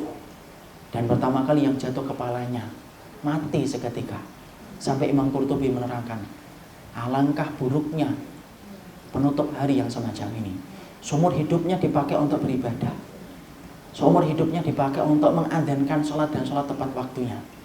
Tapi alangkah malangnya ketika di hari kematiannya justru dia murtad, belum sempat mencampuri wanita yang menjadikan dia murtad, tetapi dia sudah dicabut nyawanya oleh Allah. Siapa yang mampu menjamin dan menggaransi bahwasanya kita ini kemudian akan terus selamanya itu beriman? Dan siapa yang mampu memberikan garansi imanmu hari ini akan menjadi iman ketika kamu itu meninggal dunia? Tidak ada yang memberikan garansi. Inilah yang menjadikan kita memahami kenapa kita harus ngaji, kenapa harus kita ketemu orang yang solih, kenapa harus membaca Quran, kenapa kemudian harus mendatangi, harus kemudian banyak-banyak membaca doa. Satu, supaya menjaga hangatnya iman di jiwa kita. Karena menjaga hangatnya iman itu perkara yang berat dan perkara yang sulit. Tidak ada yang sulit kecuali adalah istiqomah kita kepada Allah. Dan siapapun mereka yang diberikan sikap istiqomah, itulah orang yang paling beruntung. Karena sikap istiqomah hanyalah pertolongan yang Allah berikan kepada Allah, kepada orang-orang yang Allah berkahi hidupnya. Itu yang ketiga. Yang keempat, yang terakhir, apa itu kemudian tanda istiqomah? Tanda barokah. Yang keempat, tanda barokah itu adalah ketika kita diberikan oleh Allah husnul khatimah. Itu adalah puncak, di antara puncak makna barokah, yaitu ketika seseorang diwafatkan oleh Allah dalam keadaan husnul khatimah. Perhatikan sebuah hadis Rasulullah Sallallahu Alaihi Wasallam. Ini garis ajal seseorang. Ini garis ajalnya. Ini kemudian orang yang Allah cintai. Perhatikan hadisnya. Rasulullah mengatakan, Innallaha idza ahabba 'abdan as-salahu. Qalu wa ma as-salahu ya Rasulullah? Qala yuwafiqu lahu amalan salihan idza baina yaday ajalihi hatta yardu anhu jiranuhu wa man haulahu. Rasulullah Sallallahu Alaihi Wasallam menerangkan, Allah itu kalau sudah cinta sama orang, betul-betul cintanya kepada seorang manusia, Allah itu akan memberikan pemanis kepada orang yang Allah cintai. Allah betul-betul akan cintai orang-orang tersebut. Allah kemudian ketika mencintainya, Allah memberikan kepadanya pemanis. Kemudian para sahabat bertanya, wa ma as-salahu? Apa itu ya Rasulullah? Tanda orang yang Allah berikan kepadanya pemanis. Artinya apa sih pemanis itu? Kita ambil contoh. Ini garis ajal seseorang. Ini kemudian adalah manusia yang Allah cintai. Contoh. Kalau kemudian ada orang yang sudah kemudian Allah cintai, ketika dia mendekati garis ajalnya, tinggal beberapa langkah saja dia akan meninggal dunia, Allah tidak biarkan dia. Allah tidak biarkan dia dalam keadaan yang biasa. Allah sibukkan dia untuk melakukan amal solih ketika dia berada pada gerbang kematiannya. Allah sibukkan melakukan ketaatan, Allah sibukkan melakukan ibadah. Ketika dia sudah sibuk melakukan ketaatan dan ibadah, barulah kemudian dia itu menginjak garis ajalnya. Ketika dia menginjak garis ajalnya, sedang sibuk melakukan ketaatan, sedang sibuk melakukan ibadah, mati dalam keadaan beribadah. Matinya apa? Husnul khatimah. Yardha anhu jiranuhu wa man haulahu. Ketika ada orang yang sudah diwafatkan oleh Allah dalam keadaan husnul khatimah, maka sesungguhnya ridho keluarganya. Ketika mendapati keluarganya itu meninggal dalam keadaan ibadah, ridho orang di sekitarnya, sahabatnya, koleganya, temannya, ketika dia tahu matinya dalam keadaan taat di jalan Allah. Itulah cara ketika Allah itu menentukan husnul khatimah. Siapa yang mampu menentukan kematian dalam hidup kita? Satu, Allah doang. Allah saja.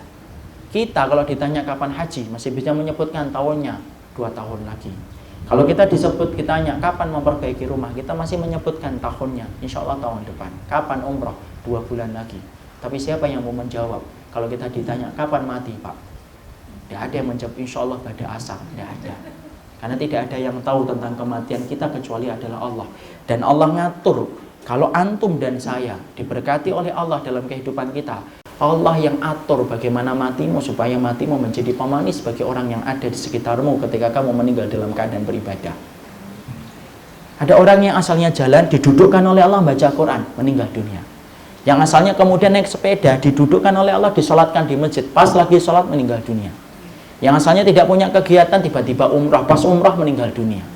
Tidak ada yang mampu untuk menentukan akhir status kehidupan kita kecuali Allah. Dan Allah tidak memberikan penutup yang paling indah serta paling cantik serta paling manis kecuali penutup itu Allah berikan kepada orang yang Allah berkahi hidupnya, Allah benarkan kematiannya. Makanya perhatikan, saya pernah punya kisah nyata dulu beberapa tahun yang lalu ketika menjadi pembimbing umrah yang keberapanya. Kami berangkat, standar kami berangkat. Tiba-tiba kemudian di antara rombongan yang kami ikut ada orang tua sehat, sampai di Madinah sehat. Tapi kemudian akhirnya ketika kita melaksanakan umrah hari Kamis, karena saya ingin ngejar hari Jumat, selalu saya kalau umrah timetable-nya saya atur Kamis berangkat dari Madinah ke Mekah supaya mendapati ketika umrah hari Jumat. Kami berangkat sampai ke Mekah, tidak ada yang istimewa, sama kayak sahabat yang kayak umroh-umroh yang lainnya. Tapi ketika sampai di Mekah, qadarullah pas habis Isya, macetnya luar biasa, jam yang sangat padat sekali. Sampai akhirnya maka kemudian kami terlambat sampai ke hotel.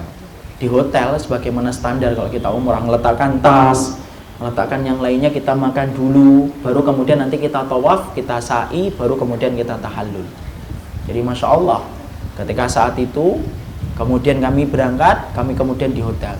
Ketika kami lagi turun dari bis untuk membawa peralatan-peralatan kami ke hotel untuk naruh tas dan dapetin kunci kamar, tiba-tiba ada yang di belakang manggil-manggil Ustadz, ada yang jatuh. Saya ke belakang, saya cek ada bapak jatuh, Pak. Terbentur ini kemudian kepalanya di salah satu bagian bis. Masya Allah, saya kemudian tanya, saya kemudian bilang sama beliau, Pak kita bawa ya ke rumah sakit. Enggak mau. Bapak pusing? Enggak Ustadz. Tapi bapak sakit? Enggak. Tapi ini berdarah, enggak apa-apa. Udah kasih aja. Oh ini obat merah saja udah cukup. Bapak yakin enggak apa-apa? Enggak apa-apa Ustaz. Akhirnya kemudian ketika saya paksa, tetap enggak mau. Qadarullah, Allah yang menakdirkan, tetap enggak mau. Saya bilang, Pak, Bapak ke rumah sakit dulu, nanti Bapak tunggu, saya tak umroh. Nanti saya tidak tahallul. Nanti kemudian saya umroh sama Bapak, saya temenin Bapak.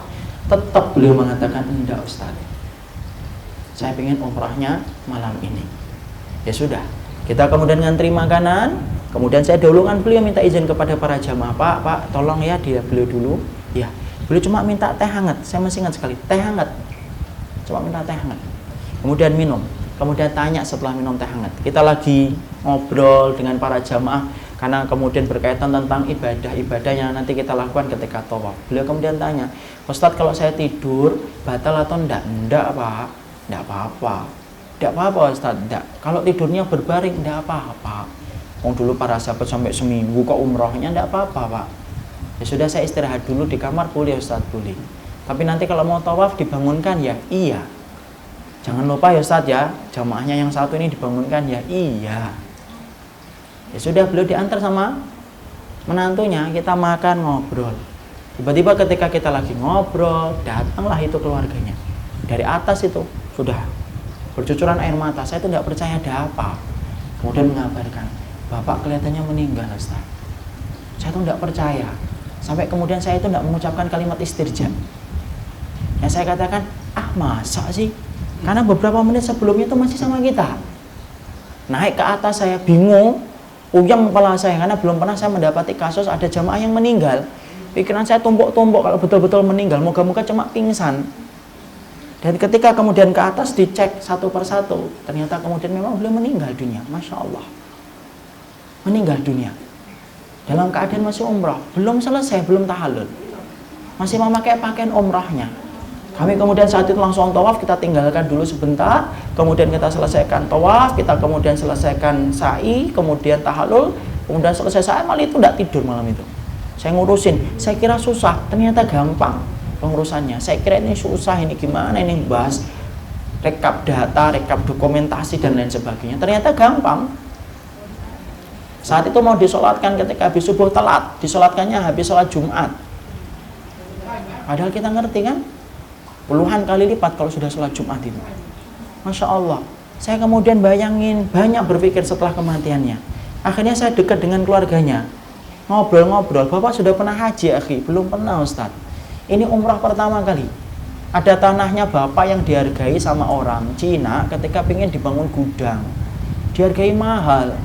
Bapak dengan itu pengen haji, tapi apalah daya daftarnya itu panjang Ustaz haji. Akhirnya beliau mendaftar haji, sisanya dipakai umrah. Kita diumrahkan Bapak. Saya kemudian mikir, banyak pertanyaan, tapi jawabannya cuma satu. Yang menjadikan beliau kepleset, siapa? Yang menjadikan tanahnya dihargai mahal, siapa? Yang ngotot malam itu tetap umrah, siapa? Yang menjadikan beliau tertidur saat itu, siapa? Yang mematikan ketika umrah itu, siapa? Semua pertanyaan itu jawabannya cuma satu. Lah kalau Allah sudah menakdirkan kematian yang indah bagi hambanya, siapa yang bisa nolak Allah? Cuma satu saja. Pasti beliau punya amalan rahasia yang tidak terlihat oleh kita sampai Allah mewafatkan beliau dalam keadaan husnul khatimah. Itulah barokah yang paling gede. Kalau kamu punya tutup hidupmu itu dimatikan dalam keadaan husnul khatimah, itulah yang paling gede. Karena apa? Tidak ada yang mampu mengalahkan tutup yang paling cantik yang dimiliki oleh Allah, yang Allah berikan kepada Allah, kepada hamba yang Allah berkahi, yaitu ketika husnul khatimah. Ingat loh, Rasulullah bersabda, innal a'malu bil khawatim. Segala amal itu tergantung amal penutupnya. Jahat, bengis, tapi ternyata ketika akhir-akhir kehidupannya itu tobat, meninggal ketika beribadah, berarti Allah terima tobatnya dan Allah terima amal solihnya. Baik, solih, tapi di akhir kehidupannya melakukan dosa besar dan akhirnya dia mati dalam keadaan melakukan dosa besar, berarti itulah penutup harinya yang jahat.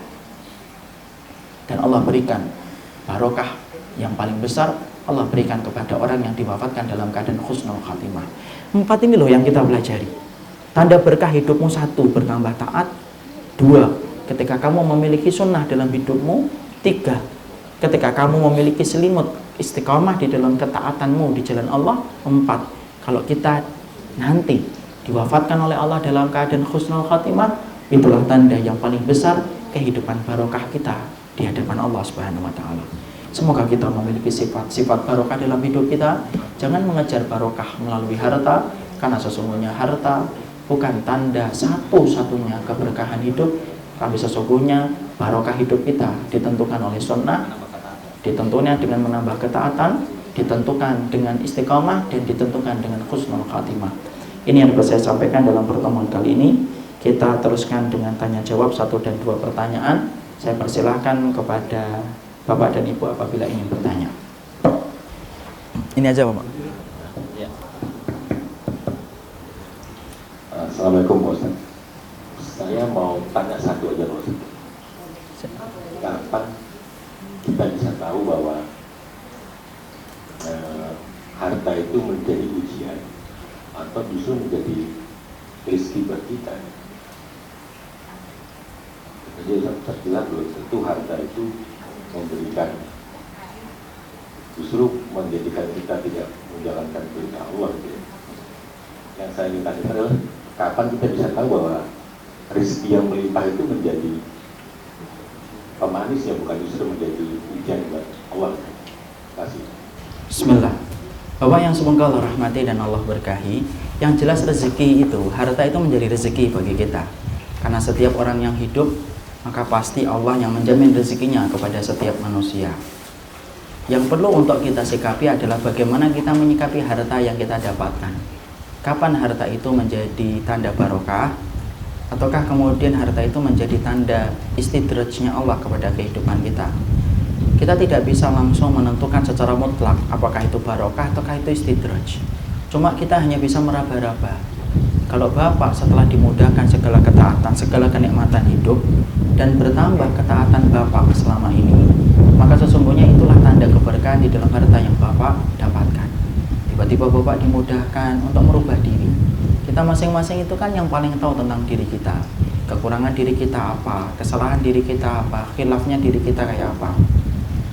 Ketika Allah memberikan kepada kita harta, ketika Allah memberikan kepadamu harta dan bertambahnya ketaatan setelah mendapatkan harta itu, berarti Allah inginkan kepadamu kebaikan. Allah tuntun kamu menuju ketaatan setelah Allah mudahkan kepadamu harta. Tapi Pak, kalau Allah berikan kepada kita harta, harta itu kita dapatkan dengan cara yang syubhat.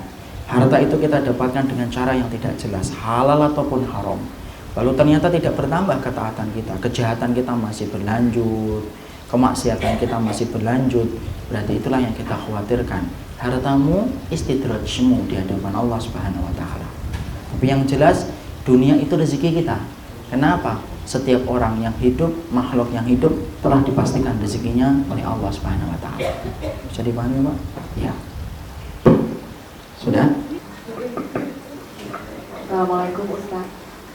Waalaikumsalam warahmatullahi wabarakatuh. Tadi dikatakan bahwa kondisi husnul khotimah adalah sesuatu yang indah ya, akhirnya indah ya Ustaz ya. Iya. Nah, kalau pada suatu keadaan kondisi sakit parah dan terakhir dia dalam kondisi tidak sadar, jadi tidak sadar, tidak bisa komunikasi dengan kita dan meninggal, apakah itu bisa dimasukkan dalam kategori husnul khotimah Ustaz? Semua sakit Ibu, semua sakit yang disikapi oleh seseorang dengan ihtisab mengharapkan pahala dari Allah ketika dia diberikan sakit oleh Allah Subhanahu wa taala, maka siapapun yang memiliki sikap ihtisab di dalam hati ketika dia diberikan sakit, maka itu tanda kebaikan Allah kepadanya.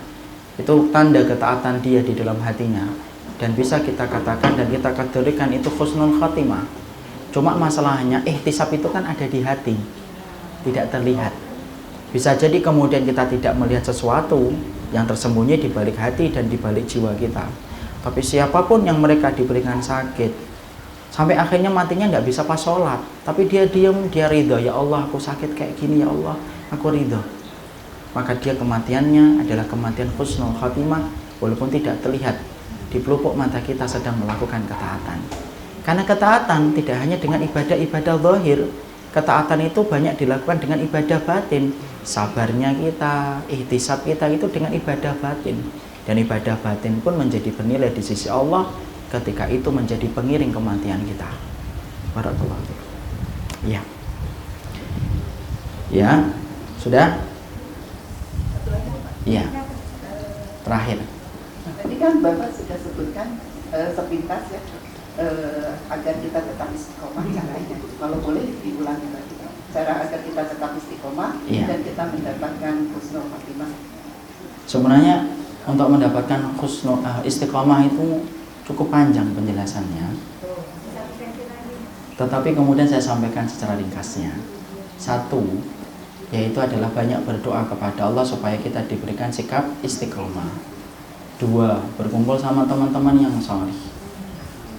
Tiga, sering melazimi majelis ilmu. Makanya kalau orang habis datang ke kajian ilmu kan bertambah imannya kan.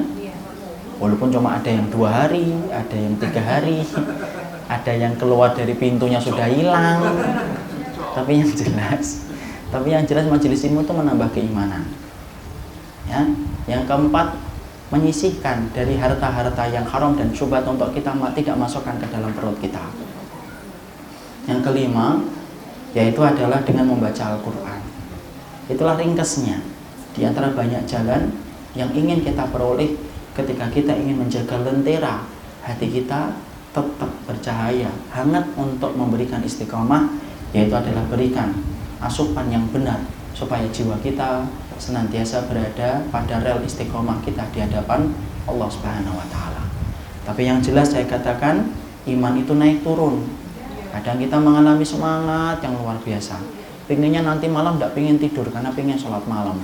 Tapi kadang-kadang sholat sunnah aja beratnya, Masya Allah. Tapi itulah ragam kehidupan, pasang gelombang kehidupan itu naik turunnya iman. Nanti kapan-kapan kalau Allah menakdirkan kita bertemu, kita bahas betapa susahnya menjaga lentera ketakwaan dan istiqomah itu hidup di hati kita. Barakallahu fikum. Saya kira cukup apa yang kita kaji dalam kesempatan kali ini. Karena para ulama mengatakan majelis ilmu itu kalau terlalu panjang banyak setannya. Yang asalnya khusyuk jadi tidak khusyuk. Yang asalnya tidak minum jadi minum. Yang asalnya nggak ngelirik salak jadi ngelirik salak. Jadi sebelum saya ngelirik salak juga, maka kita cukupkan kajian kita dalam kesempatan kali ini. Subhanakallahumma wa bihamdika, asyhadu an la ilaha illa anta, astaghfiruka wa atubu ilaik.